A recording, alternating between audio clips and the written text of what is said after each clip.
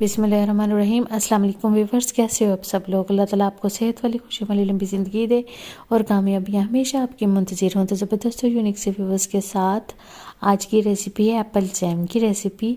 बहुत टेस्टी बनता है, बहुत मज़े का बनता है और आप इसको ज़रूर ट्राई कीजिएगा। इस तरह का जैम देखें, शाइनी सा, बहुत मज़े का जैम और सिंपल सी इसकी रेसिपी है।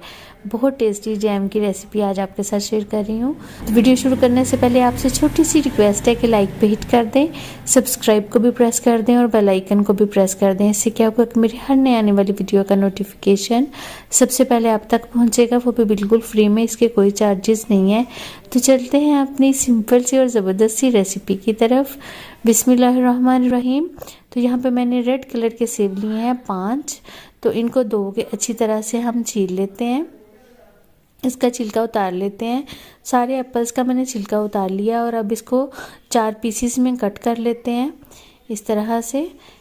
और इसके जो अंदर वाला पोर्शन होता है, बीज वगैरह, तो इसको भी हम ऐसे रिमूव कर लेते हैं। ये देखें इस तरह से। तो देखिए सारे जो है मैंने इसी तरह से रिमूव कर लिए हैं और इसको बस इस तरह से हम कट कर लेते हैं। अगर आप चाहते हैं तो इसको मोटे मोटे पीसीस में भी कट कर लीजिएगा। इस तरह से कट करने से ये है कि हमारा काम जो है ना वो जल्दी हो जाएगा। तो ये जल्दी से सॉफ्ट हो जाएंगे जब हम इसको कुक करेंगे। तो इसको एक सॉस पैन में डाल लेते हैं या फ्राई पैन में डाल लेते हैं। तो इधर मैंने शुगर ली है 1.5 कप। तो शुगर जो है ना इस तरह से हम फैला के इसके ऊपर डालेंगे। तो एक जगह पे हम नहीं डालेंगे, इस तरह से आधी जो हमारा कप है वो भी हम इस पे ऊपर डाल देते हैं ऐसे। तो अब पानी बिल्कुल आधे कप से भी थोड़ा कम है पानी जो मैं इसमें ऐड कर रही हूँ, क्योंकि हमने जब इसको बॉईल करना है तो हमने इसका पानी जो है ना वो बिल्कुल नहीं फेंकना, क्योंकि सारा मतलब असर तो निकल जाएगा अगर हम इसके पानी को फेंक देंगे। तो इसको हम अब लेके चलते हैं चूल्हे के ऊपर और इसको अब फ्लेम को मैंने ऑन कर दिया है और जल्द ही ये बॉईल होना शुरू हो जाएगा। तो माशाल्लाह से ये देखें बॉयल होना शुरू हो गया है।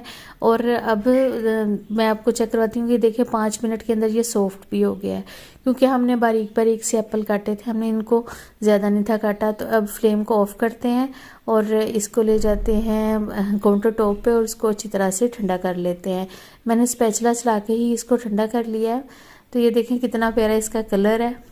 इसको हम जग में ऐड कर देते हैं और बाज़ होते हैं कि इसको मैश कर लेते हैं, लेकिन मैश करने से वो रिज़ल्ट नहीं आता जिस तरह से हमें चाहिए, इसलिए हम इसको जग में ही डाल के ग्राइंड करेंगे।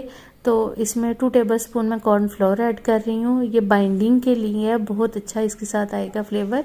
तो इसको मैंने ग्राइंड कर लिया है और उसी जो हमारा सॉस पैन है, उसी में फ्राई पैन है सॉरी, उसमें मैंने इसको ऐड कर दिया है और इसको लेके चलते हैं अब चूल्हे के ऊपर और इसको पकाते हैं। जब इसको चूल्हे के ऊपर रखेंगे ना तो इसके छींटे बहुत उड़ेंगे। आप देख सकते हैं कि इसके छींटे उड़ रहे हैं, लेकिन ये 1 मिनट का प्रोसेस है, ये बहुत लंबा प्रोसेस नहीं है।